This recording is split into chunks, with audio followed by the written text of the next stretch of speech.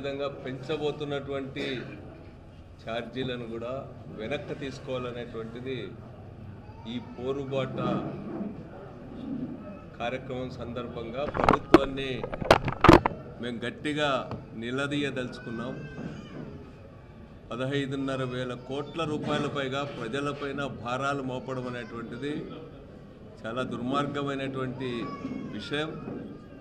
ఎన్నికల ముందు ఊరూరా ఉపన్యాసాలు చెప్పాడు చంద్రబాబు నాయుడు గారు. ఛార్జీలు నేను 5 ఏళ్లలో పెంచను, పైగా ఎవరికి వారు విద్యుత్ ఉత్పత్తి చేసుకునేటట్టు చేసి వాళ్ళకే ప్రభుత్వం నుంచి ఆదాయం వస్తుందని చెప్పిన చంద్రబాబు నాయుడు గారు 6 నెలలు తిరక్కముందే ఈరోజు 15,500 కోట్ల రూపాయలు ఛార్జీల పెంపు ద్వారా ప్రజలపైన భారం మోపుతా ఉన్నాడు. ఈరోజు చంద్రబాబు నాయుడు గారు ప్రారంభం రోజు నుంచి కూడా రాష్ట్రంలో అప్పులు విపరీతంగా పెరిగిపోయినాయని, రాష్ట్రం ఆర్థిక పరిస్థితి చాలా దారుణంగా ఉందని చెప్పడం అనేటువంటిదే ప్రజలకిచ్చిన హామీలను పక్కన పెట్టడానికి, ప్రజలపైన భారాలను మోపడానికే ఇట్లాంటి ప్రచారాన్ని చేస్తూ వస్తున్నాడు. ధరలు పెరిగినా గత ప్రభుత్వాన్ని నిందిస్తూ ఉన్నాడు. ఈరోజు చివరికి చాలా అందమైనటువంటి అబద్ధాలు చెప్తా ఉన్నాడు. విజన్ 2047 లేకపోతే విజన్ 2029 అనే పేరు మీద ఈరోజు చంద్రబాబు చెప్తున్నటువంటి విజన్ను ప్రజల చేతులతోనే ప్రజల కళ్ళు పొడిచేటువంటి విధంగా ఉంది.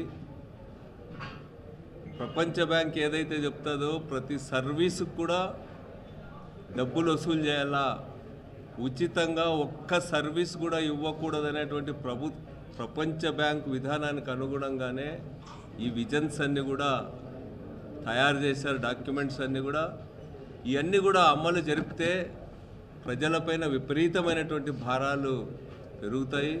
సంపద సృష్టిస్తా, అభివృద్ధి చేస్తా అని చెప్పేటువంటి చంద్రబాబు నాయుడు గారు ఈరోజు పెద్ద ఎత్తున ఈ పెంచినటువంటి విద్యుత్ ఛార్జీలే కాకుండా రాబోయే జనవరి నుంచి ఆస్తి పన్నులు పెంచబోతా ఉన్నాడు, రిజిస్ట్రేషన్ ఛార్జెస్ పెంచబోతా ఉన్నారు, యూజర్ ఛార్జెస్ పెంచబోతా ఉన్నారు. ఇప్పటికే రాష్ట్రంలో, జిల్లాల్లో, రాష్ట్రాల్లో వేసేటువంటి రోడ్ల నిర్మాణానికి యూజర్ ఛార్జీలు వసూలు చేయాలనేటువంటి, టోల్ వసూలు చేయాలనేటువంటి నిర్ణయం ఇప్పటికే చేశారు.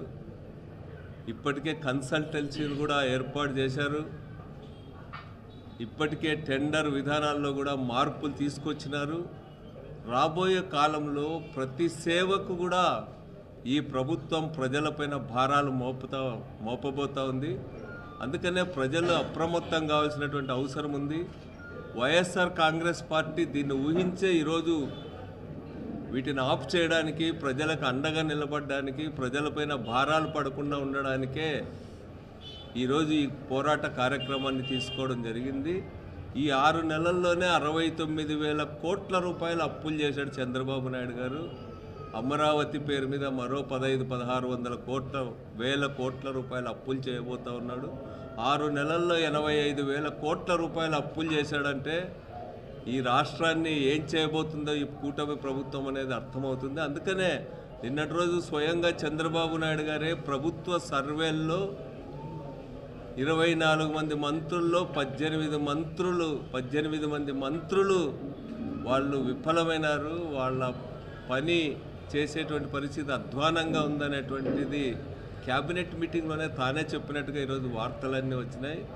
18 మంది క్యాబినెట్ సహచరులు పని చేయడం లేదంటే ఈ ప్రభుత్వం పరిపాలనలో విఫలమైందనేటువంటి స్పష్టంగా అర్థమవుతూ ఉంది. ఈ ప్రభుత్వ గ్రాఫ్ రోజు రోజుకు కూడా పడిపోతూ ఉంది.